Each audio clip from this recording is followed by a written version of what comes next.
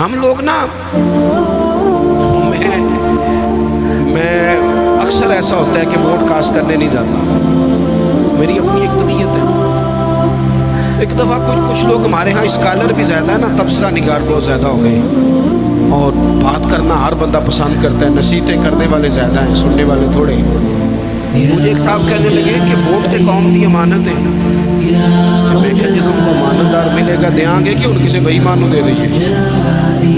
آپ نے خود ہی کہا ہے نا کہ ووٹ قوم کی، لیکن جو کرائیٹیریا ہمارے ہاں ہمارے سامنے کیا جا رہا ہے، جب تک جماعتوں میں، اور یہ جتنی بھی سیاسی جماعتیں ہیں یہ تو گیم کھیل رہی ہے جو کچھ ہو رہا ہے۔ کتنے سیاستدان سیلاب زدگان کے پاس گئے بتاؤ؟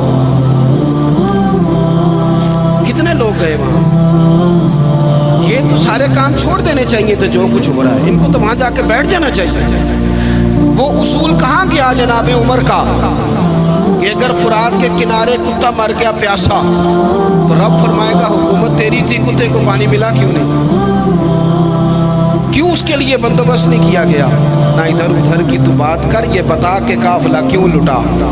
مجھے رہزنوں سے غرض نہیں، تیری رہبری کا سوال ہے۔ اور اب تو پورے ملک میں سبھی جماعتوں کی حکومت ہے، کسی کی کہیں ہے کسی کی کہیں ہے، لیکن سارے کام کرنے کو تیار خدا را سمجھے، اور وہ نہیں کرتے تو ہم بھی کچھ سمجھ لیں۔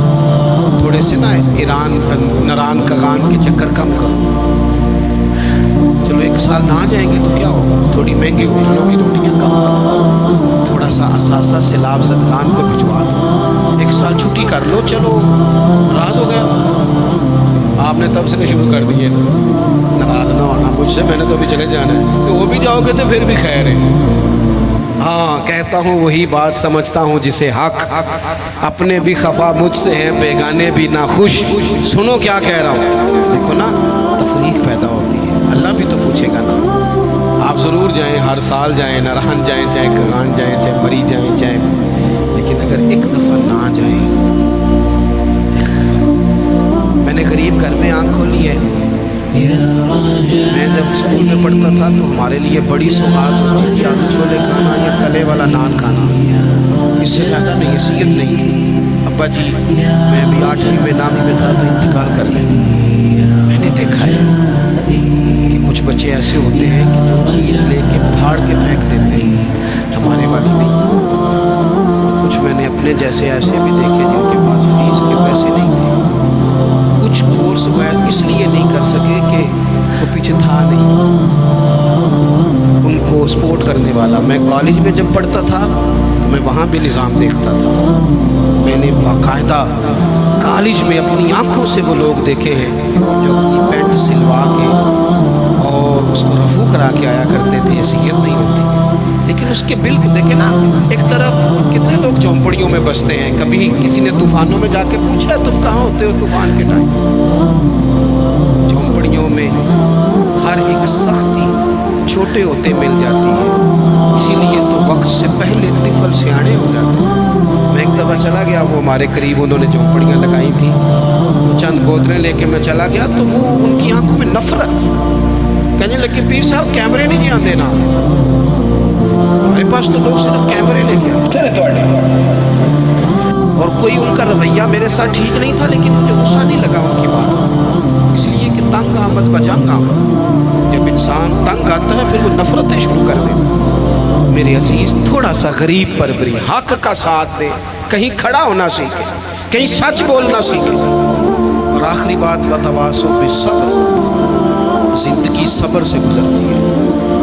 قرآن پاک میں 90 کے قریب صبر کا ذکر ہے، اور حدیثیں ٹٹولو گے تو 500 کے لگ بھگ حضور نے صبر کا حکم دیا۔ آپ سنیں گے میری، اللہ آپ کو خوش رکھے۔ آپ دیکھیں، آپ ہزاروں لوگ جہاں تشریف فرمائیں، اگر تھوڑا سا نا ہم اپنی زندگی میں تھوڑا سا حوصلہ کریں، اور بالخصوص نوجوان نسل سے کہوں گا، گرمیوں کے روزے ہونا تو بندہ دوپہر کو بے صبری دکھانے لگے نا تو روزہ پھر بھی مغرب کے ٹائم ہی کھلتا ہے۔ آپ ٹینشنوں میں گھبرا جائیں گے نا، جتنا زیادہ ٹینشن اور بڑھے، زندگی صبر सब्र से गुजरती है, हौसले से। आपके अंदर जितना सब्र है, जितना तवक्कुल है, जितना हौसला है, आप उतने बड़े हो जाएंगे। सब्र करें ज़िंदगी में, हौसला करें। इमाम ज़ैनुल आबिदीन, इमाम ज़ैनुल आबिदीन मस्जिद नबवी शरीफ से निकले। देखें, हम ना सब्र नहीं करते। चले 2 मिनट के लिए भाई ने सख्त लफ्ज़ कह ही दिए थे, पर भाई था ना, अगर सब्र कर लेते तो रिश्ता बच जाता। चचा से गलती हो गई थी, अगर सब्र कर लेते तो हो सकता था रिश्ता, लेकिन हमने 2 मिनट सब्र नहीं किया, सारी ज़िंदगी के लिए अपनों से ताल्लुक़ तोड़ दिया। सब्र, इत्मीनान, थोड़ा ठहराओ। कोई हमें कुछ कह भी जाए तो क्या है हम भला, क्या हो गया, किसी ने कुछ कह दिया, क्या मतलब बुत बना लिया अपना, और खुदा मुझे ऐसी खुदाई ना दे कि अपने सिवा कुछ दिखाई ना दे। थोड़ा सब्र। इमाम ज़ैनुल आबिदीन मस्जिद नबवी शरीफ से निकले तो एक शख्स ने माअज़ल्लाह आपको गालियाँ देनी शुरू कर दी। ईंट का जवाब पत्थर से भी दिया जा सकता है, लेकिन कुछ लोग ना लोगों को अपने सब्र में गर्क कर देते हैं। किसी ने आपको सख्त बात की, आपने जवाब में 3 की, उसने 6 कर दी, फिर आपको 9 करनी पड़ेगी। फिर एक टाइम आएगा बोल बोल के पागल हो जाएंगे। लेकिन जीतने का तरीका क्या है? उसने एक बात की, आप चुप हैं, मेरी तरफ देखें यार, बैठ जाएं। जीतने का तरीका क्या है? उसने एक बात की, आप चुप हैं, उसने 3 की, आप चुप हैं, उसने 6 की, आप चुप हैं। फिर पता बंदा क्या कहता है? कहता है तू मैंने पागल समझना, तू बोलता ही नहीं। तो इसका मतलब है चुप रह के बंदा पागल भी कर सकता है। वो कहे तो बोलता क्यों नहीं? दूसरे को मुझे किसी दरवेश ने कहा था कि जितन जितन ते हर कोई खेडे, वो कदे हारन भी खेड फकीरा। वो जितन दा मुल कौडी पैंदा ही, हारन दा मुल हीरा। कभी बंदे को हारना भी चाहिए। 2 में से एक ने तो हारना। इमाम ज़ैनुल आबिदीन गुजर रहे थे, माज़अल्लाह गालियाँ दे रहा था। इमाम के खादिम कहते हैं पहले इमाम तेज़ चलते, थोड़ी स्पीड कम कर दी, थोड़ी स्पीड कम कर दी, आहिस्ता हो गए। अब वो वक्ता जा रहा है, इमाम साहब चुप पे तस्बीह पढ़ रहे हैं, चुप करके गुजर रहे हैं। वैसे भी हर बंदे की औकात नहीं होती कि उसे जवाब दिया जाए, हर बंदे की हैसियत नहीं होती कि बंदा वैज़ा ख़ातबाहुल जाहिलून क़ालू सलामा। रब कहता है जब जाहिलों से मिलो तो सलाम करके गुजर जाते हैं, मोमिन की शान है, बहस नहीं करते। इमाम साहब ने कदम आहिस्ता आहिस्ता कर दिए, इमाम साहब का घर आ गया। इमाम साहब ठहर गए, पीछे पलट के देखा तो हंसे, कहने लगे बेलिया मेरा घर आ गया, कोई बात रह गई हो तो कर लो, रह गई हो तो कर लो। वो शख्स कहता है मुझ पे तो बिजलियां गिरी, मैं सख्ते में आ गया। उनके जवाब ने मुझे, हम तो दुश्मन को भी पाकीज़ा सजा देते हैं, हाथ उठाते नहीं, उसे उसकी नज़रों से गिरा देते हैं। कहते हैं कि मैं सख्ते में आ गया।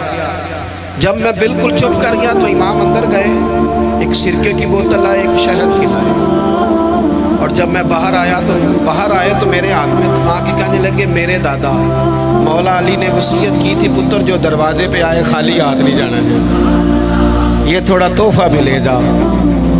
वो शख्स पैरों में बैठ गया, कहने लगा हुजूर मुझे तो किसी जालिम ने शरारत की थी, इस्लाम लगाया था, मुझे तो समझ आ गई है आप वाकई खून रसूल हैं।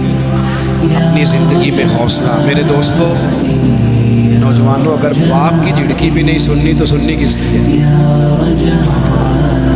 एक प्रोफेसर साहब हमारे दोस्त हैं, आलिम भी हैं, कहते हैं मेरे अब्बा जी ना शागिर्दों के बीच में क्या देते, ओए इधर आ काका। तो मैंने एक दिन अम्मा से शिकायत की कि अब्बा घर में जूते मार लें ये लोगों के बीच। अम्मा, मेरे वालिद साहब ज़रा जलाल वाले थे, अम्मा भी डरती थी। पर एक दिन मैंने कहा अम्मा ज़रूर बात करनी है, पिछले कमरे में सुन रहा हूँ या लेटा हुआ, ज़रूर कहना है।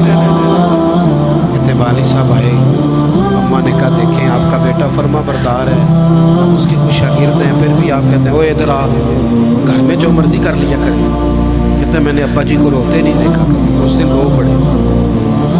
कहने लगे तेरा क्या ख्याल है? मैनू इस गल की समझ नहीं, लेकिन मैनू ना सोना बड़ा लगता है, मैं कहना इन्हू किधरे नजर ही ना लग जाए। चले दावा तो अम्मा का ही है, सदके बारी जाने का, पर अब्बा भी करता है प्यार, बड़ा ही करता है। दावा अम्मा का ही है और चले उसी का ज़्यादा है, लेकिन अब्बा भी करता है, थोड़ा महसूस करने की बात है। حوصلہ نہ اپنے رشتوں کو ہار گئے پر ہم نے حوصلہ نہیں کیا. صبر کریں اور زندگی میں آتا ہے. میں نا سفر بڑا کرتا ہوں تو سکھر سے چلا موٹر وے پہ, تو میں نے ڈرائیور سے کہا لو اب راستہ آسان ہے, لاہور تک موٹر وے ہے. تو کہنے لگا پیر صاحب یہ مشکل ہے, نیند آنے لگ جاتی ہے.